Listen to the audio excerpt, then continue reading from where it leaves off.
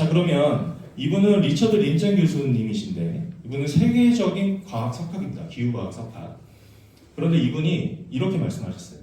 이산화탄소가 지구의 기후를 조절한다고 믿는 것은 마술을 믿는 것 같다고 말씀하셨습니다. 자, 그래서 제가 이 책 안에 이산화탄소에 대한 이야기를 한 절반 정도는 과학적인 팩트 체크를 통해서 많은 분들이 쉽게 이해할 수 있게끔 정리를 했고요.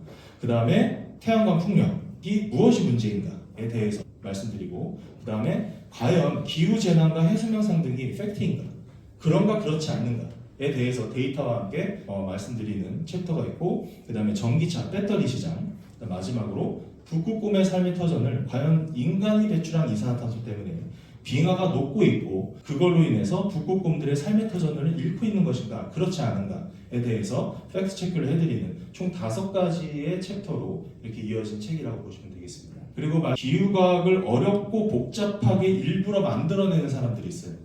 그리고 우리 몰래 그렇게 어렵게 만들어 놓으니까 일반 대중분들이 관심은 있지만 쉽게 알지 못하는 형태, 그렇게 눈을 가려놓고 우리 몰래 혈세가 엄한 곳에 계속 쓰여지고 있다 라는 것이 문제라는 것이고, 그리고 우리 몰래 에너지도 낭비되고 있다, 우리의 혈세와 에너지가 모두 낭비되고 있다 라는 것이 굉장히 큰 문제다라는 것을 말씀드리는 겁니다. 자, 그러면 제가 총 12개의 과학적 팩트를 말씀드리면서 하나하나 이제 설명을 드릴 건데, 첫 번째입니다. 수증기는 가장 큰 온실가스이다. 무엇으로? 질량적으로나 영향력으로. 이것은 과학적으로 팩트입니다. 수증기가 가장 큰 온실가스입니다. 자, 요게 첫 번째고요. 자, 두 번째, 대기 중의 온실 효과는 수증기가 이산화탄소보다 70에서 100배 정도 크고요. 그 영향력이. 그리고 굉장히 강력하다. 이것도 사실입니다. 누구도 이것에 의문을 표할 수는 없습니다. 수증기가 이산화탄소보다 70에서 100배 정도 온실 효과가 훨씬 더 강력합니다. 자, 그 다음에 세 번째, 이산화탄소는 인간의 배출량이 있고요, 자연적으로 배출되는 양이 있습니다. 그런데 어디가 훨씬 더 클까요? 그 배출량이. 자연적으로 발생하는 배출량이 인간이 발생하는 배출량보다 훨씬 큽니다. 이 세 가지는 팩트입니다. 이것을 부정할 수는 없어요. 자, 그러면 이 세 가지를 한번 기억해 주십시오. 그리고 이 다이아그램을 보겠습니다. 자, 크게 두 가지의 오류가 있는데요. 첫 번째 오류는 무엇일까요? 방금 제가 말씀드린 세 가지 팩트에 대해서 이 다이아그램 안에 잘못된 오류가 두 가지가 있습니다. 첫 번째, 수증기를 제거시켰습니다.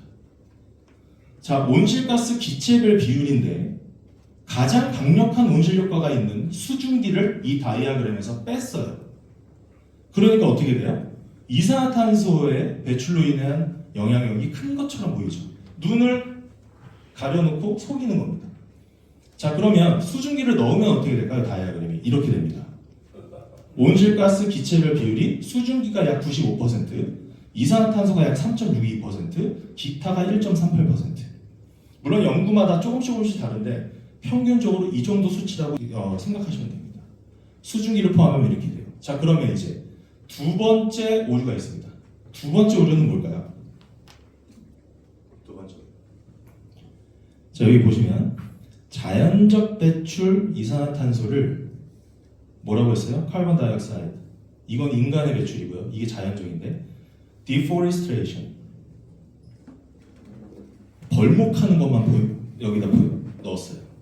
근데 자연적으로 발생되는 것의 대부분은요, 해안과 바다에서 증발하고 화산 활동을 통해서 발생되고 식물과 동물이 썩으면서 발생되는 이산화탄소가 대부분입니다. 그런데 자연적으로 발생되는 이산화탄소량을 이 다이아그램에서 어떻게 했어요? 뺐어요. 수증기 뺀 것처럼.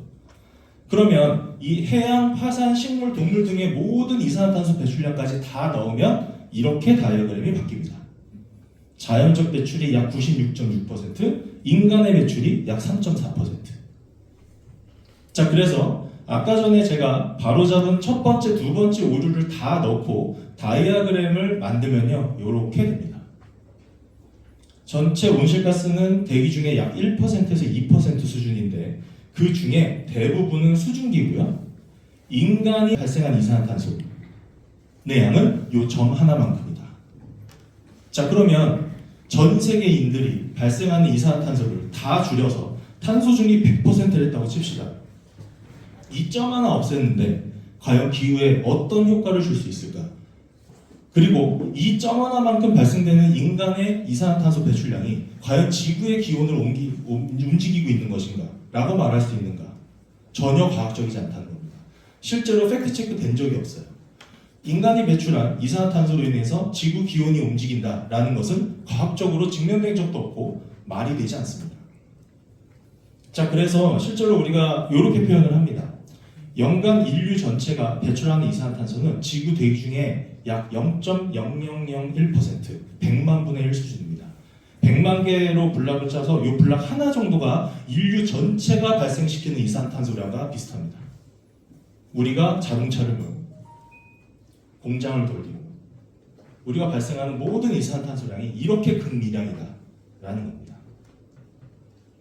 자, 그 다음에 이제 네 번째, 그러면 인류 배출 이산화탄소가 100만 분의 1 수준이고 이 기온과 기후의 영향이 거의 영향이 없다라고 이제 말씀을 드렸고, 다섯 번째입니다. 그러면 무엇이 가장 큰 영향을 주는 것인가? 방금 제가 수증기라고 말씀드렸죠. 지구 대기 중에 수증기는 뭐예요? 구름입니다. 그리고 태양의 활동량입니다. 태양의 활동량과 구름으로 결정되는 게 지구의 기온과 기후입니다. 물론 해양의 활동도 있고 여러 가지 너무나 많은 이 광활한 자연의 섭리로서 기후 변화는 당연한 거고요. 하지만 기후 위기 같은 건 없다라는 겁니다. 특히나 무엇 때문에? 인간이 발생한 이산화탄소 때문에 지구의 기후가 위기라는 것은 말이 맞지 않다라는 것을 이렇게 말씀드릴 수 있겠습니다. 자, 그러면 실제 예시를 한번 보겠습니다. 지질학의 역사적으로는요, 지구 이산화탄소와 지구의 기온과 상관관계는 거의 없다라고 거의 판명이 났다라고 합니다. 지질학적 역사적으로 봤을 때. 자, 여기 보시면 크게 세 가지 보여드릴게요. 여기 보시면 검정색 그래프가 이산화탄소 농도예요.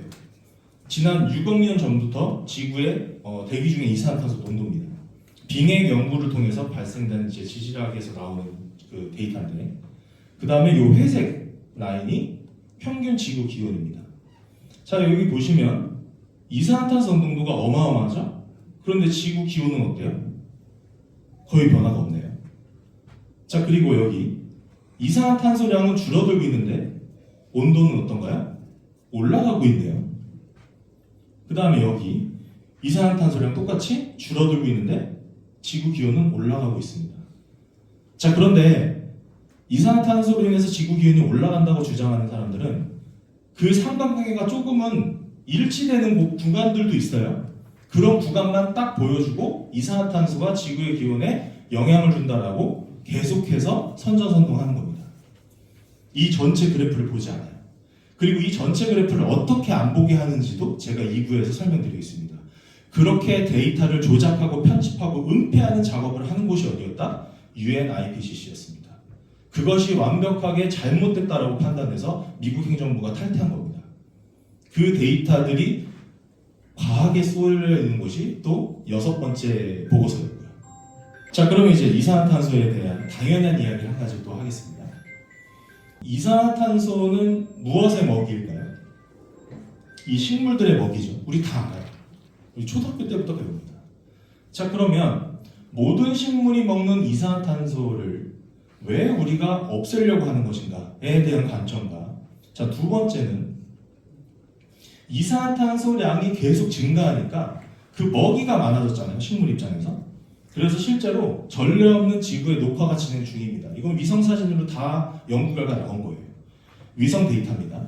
미국 대륙의 2배만큼의 면적, 어마어마한 면적이죠. 이만큼의 면적이 녹화가 진행이 되고 있습니다. 무엇 때문에? 이산화탄소가 늘어나서.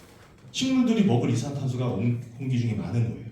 그리고 실제로 비닐하우스나 이런 데 보시면 이산화탄소를 배출해내는 기계들도 거기 안에 배치해 놓습니다. 왜? 식물들이 먹이를 많이 먹어서 잘 자라야 되니까. 그런 효과가 지금 지구에 벌어지고 있다. 이런 데이터를, 이런 과학 어떤 위성 사진에서 발생된 연구 결과를 보고서에 넣지 않는 거예요. UNIPCC 같은 기구에서. 그러니까 그 보고서를, 데이터를 가지고 한국이나 전 세계 모든 정부들은 정책을 펼치니까 이런 거에 대한 데이터는 일반 대중들에게 소개되지 않는 겁니다.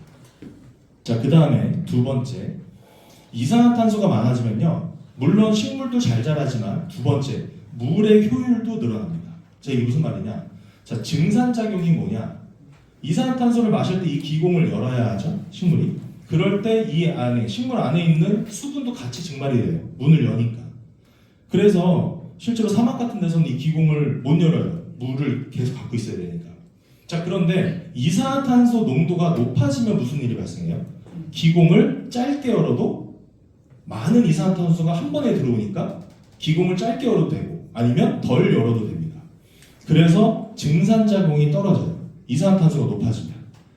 그러면서 수분을 사용하는 물 사용 효율이 높아진다. 그래서 물의 사용량도 높아지고 식물들도 더 잘 자라고 정말 선순환입니다. 사실 이산화탄소 양이 많아지면. 이런 상황에서 우리가 왜 이산화탄소를 악마하는 것인가 라고 제가 말씀드리는 거고. 자, 그 다음에 세 번째 어떤 성질입니다. 이산화탄소의.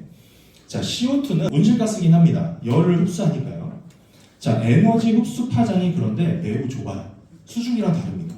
수증기는 굉장히 넓어서 열을 많이 흡수할 수 있고 CO2는 그 파장 양이 굉장히 작아요. 그래서 농도가 일정 레벨 이상이 딱 도착하면요, 그 다음부터 열 에너지 흡수량이 굉장히 빠르게 하락합니다. 자, 이게 무슨 말이냐면 0ppm, ppm은 다들 아시죠? ppm일 때 280ppm까지 늘어날 때는 CO2의 열 에너지 흡수율이 약 6.2%가 증가합니다. 사실 과학적으로 봤을 때 6.2% 상당히 큰 값입니다. 그런데 그 다음에 무슨 일이 일어나냐? 280ppm에서 407ppm까지 올라갈 때는 0.6%밖에 증가 안 해요. 열 에너지 흡수량이. 이미 찼으니까. 열의 양이. 그런데 407에서 690ppm까지 갈 때는 0.4%밖에 늘지 않습니다. 요 앞에 0ppm일 때 280 올라갈 때는 6.2%였던 게 407에서 똑같이 약 280ppm 정도가 늘어날 때는 0.4%밖에 안 된다는 겁니다.